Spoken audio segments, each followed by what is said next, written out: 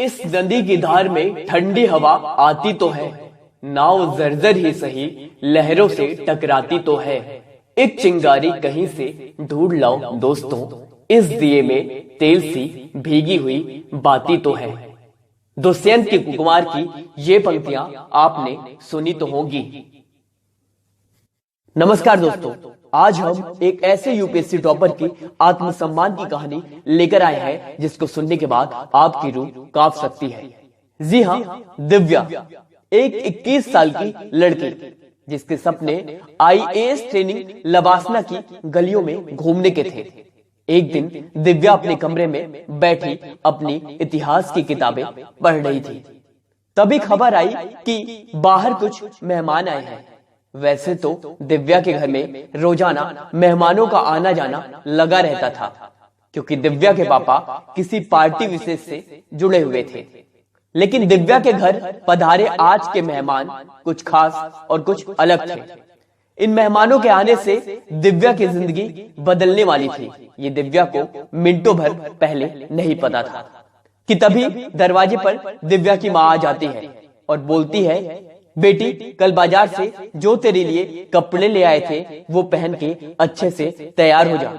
दिव्या खुश हो जाती है और प्यार भरे अंदाज में माँ से पूछती है कि क्यों माँ, हम कहीं घूमने जा रहे हैं। माँ जवाब देती है कि हाँ बेटा, आज तुझे ऐसी जगह घूमने जाना है जहाँ तेरी जिंदगी बदल जाएगी। अब दिव्या खुशी के मारे उछल पड़ती है और पूछती है, माँ हम शिमला जा रहे हैं।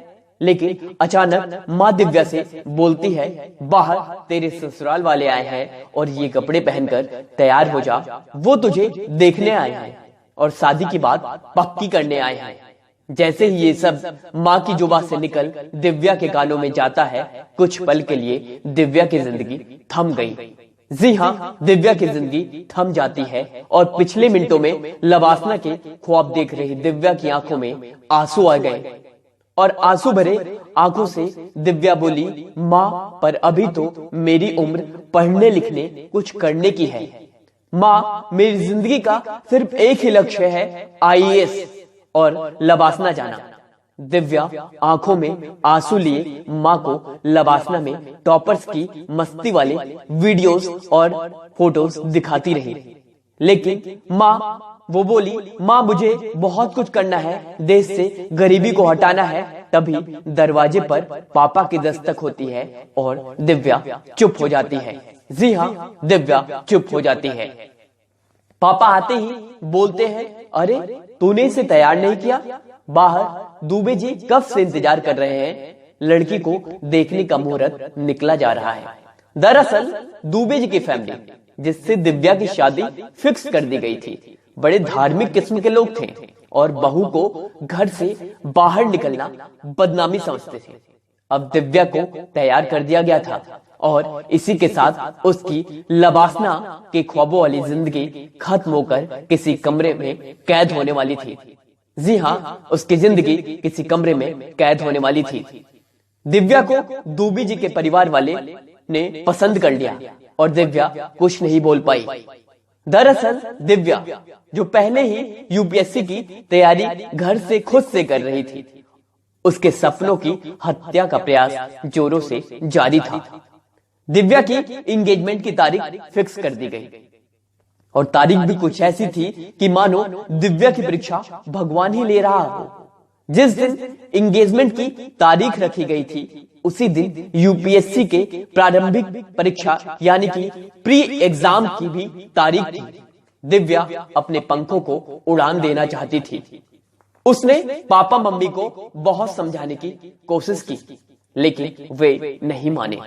अब दिव्या के सामने दो विकल्प थे, एक तो एंगेजमेंट कर उस दिन अपनी जिंदगी को गुलाम बना देना, दूसरा उसी दिन यूपीएससी के प्री परीक्षा को देकर लबासना की दूरियों को कम कर वहां पहुंचना।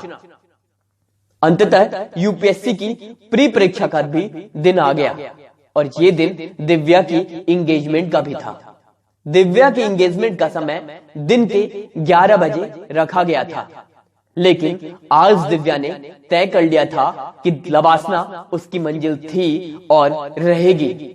और सुबह ही दिव्या ने एक खत छोड़ यूपीएससी प्री के लिए निकल जाती है, जिसमें उसकी सहायता उसकी मौसी करती है। मौसी को पूरा पता होता है कि दिव्या को यदि एक मौका दिया गया तो वह बहुत कुछ कर सकती है। और जब घर पर सबको पता चला कि दिव्या कहीं चली गई है तो सबने खूब गुस्सा किया और कहीं से यह बात दुबे जी के घर वालों को भी पता चल जाती है और वह उसका अलग मतलब निकाल रिश्ते से मना कर देते हैं। अब दिव्या को खरी खोटी सुनने का वक्त आ गया था। जो उसने सुना उस दिन पापा ने खूब सुनाया और दिव्या रोते हुए अपने कमरे में चली गई। और 1.5 महीने बाद दिव्या का यूपीएससी प्री का रिजल्ट आ जाता है। दिव्या यूपीएससी प्री एग्जाम में पास हो जाती है, लेकिन यह बात सिर्फ वह अपनी मौसी को बताती है। अब बारी थी मेंस के लिए, लेकिन मेंस की परीक्षा में भी दिव्या को अभी बहुत कुछ सहना बाकी था। दिव्या के रिश्ते की बात कहीं और चलाई जाती है, लेकिन दिव्या ने भी ठान लिया था कि उसे शादी लवासना पहुंचकर ही करनी है। जी हाँ, आईएएस ट्रेनिंग लवासना पहुंचकर ही करनी है। दिव्या ने घर वालों से कहा कि ठीक है, मुझे शादी से कोई ऐतराज नहीं, मुझे शादी से कोई दिक्कत नहीं। लेकिन 3 महीने बाद दिव्या को लड़के वाले फिर से देखने आते हैं। लेकिन दिव्या की किस्मत इस बार कुछ अच्छी रहती है।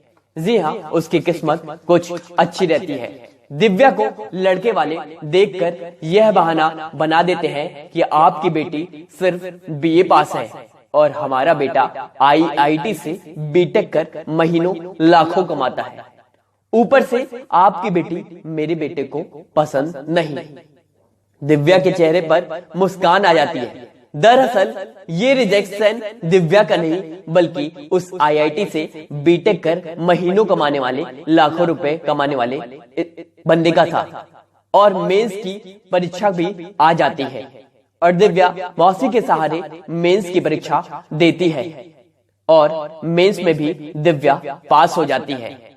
जी हाँ, मेंस में भी दिव्या पास हो जाती है। दिव्या के मेंस पास होने पर दिव्या से कहीं ज्यादा उसकी मौसी खुश थी, लेकिन मंजिल अभी एक कदम दूर थी। जी हाँ, मंजिल अभी एक कदम दूर थी कि इंटरव्यू का भी दिन आ जाता है। आलम कुछ यूं था कि दिव्या मौसी के साथ मौसी के पसंद की ही साड़ी पहन इंटरव्यू देने जाती है और अब दिव्या फाइनल रिजल्ट का इंतजार करने लगती है। न्यूज में पहले से ही आ गया था कि आज यूपीएससी का रिजल्ट आने वाला है। दिव्या बेचैन थी, बार बार यूपीएससी की वेबसाइट रिफ्रेश की जा रही थी। जी हाँ, बेचैनी इस कदर थी कि वेबसाइट रिफ्रेश करने पर बार बार किए जा रही थी कि अचानक रिजल्ट को अपलोड कर दिया गया। जी हाँ, रिजल्ट अपलोड हो चुका था। यही तकरीबन शाम के 5:30 बजे थे कि दिव्या ने अपना रोल नंबर रिजल्ट की पीडीएफ में ढूंढना शुरू किया। दिव्या की धड़कनें तेज हो गई थी, क्योंकि यदि आज इस पीडीएफ में दिव्या का नाम नहीं हुआ तो उसकी जिंदगी कैद होनी तय थी। तभी दिव्या की नजर 78वें नंबर पर पड़ती है। रोल नंबर मिलाती दिव्या 00925548। जी हाँ, 00925548। नाम दिव्या। दिव्या बार बार रोल नंबर मिलाती और यह यकीन दिलाने की कोशिश करती कि दिव्या ने यूपीएससी में 78वीं रैंक लाकर इतिहास रच दिया है। जी हाँ, दिव्या ने इतिहास रच दिया था। तभी मौसी ने पापा को बताया। उस दिन पापा खुद को माफ नहीं कर पा रहे थे। जी हाँ, उस दिन पापा खुद को माफ नहीं कर पा रहे थे, लेकिन दिव्या को लवासना की मंजिल मिल गई थी और दिव्या लवासना जाने की तैयारियों में लग गई, जहां दिव्या के सपने उसका इंतजार कर रहे थे। आज दिव्या लवासना की गलियों में घूम भी चुकी है और एक जिले की जिला अधिकारी भी है। दोस्तों, आप सभी से एक गुजारिश है कि इस वीडियो को इतना शेयर करें कि हर उस दिव्या तक ये मैसेज जाए, ये वीडियो हर उस दिव्या तक जाए, ये वीडियो हर उस दिव्या के मोबाइल तक पहुंचे जिसे किसी कारणवश पढ़ाई को बीच में छोड़ना पड़ता है। दोस्तों, आपसे एक गुजारिश है, दिल से एक गुजारिश है कि इस वीडियो को अधिक से अधिक शेयर करें। यदि आप मुझे अभी तक सुन रहे हैं तो प्लीज इसे फिर से प्रेशराइज करके कहा जा रहा है कि प्लीज एक शेयर बनता है दिव्या के लिए। और यदि आपने आज एक शेयर किया तो हजारों दिव्या, लाखों दिव्या की जिंदगी कहीं ना कहीं इस कहानी से बच सकती है। आशा करता हूं ये वीडियो सेगमेंट पसंद आया होगा। अगर आप हमें फेसबुक पे देख रहे हैं तो आप फेसबुक पे शेयर करें, यूट्यूब पे देख रहे हैं तो यूट्यूब पे शेयर करें, जिस भी प्लेटफॉर्म पे आपको शेयर करना है शेयर करें। चलिए, तब तक के लिए धन्यवाद। शेयर करते रहें। इस नदी की धार में ठंडी हवा आती